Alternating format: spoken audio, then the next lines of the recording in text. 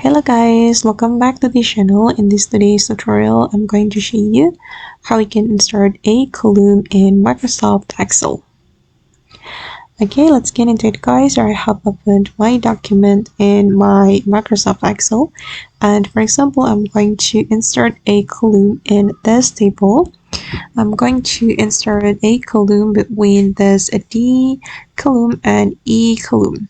So I'm going to select this E column. I'm going to insert the column right here in the left side of E column.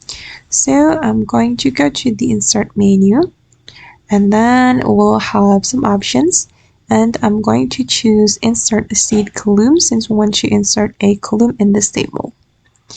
Okay, and as you can see guys, that a column has been inserted, and I'm going to make it smaller like this.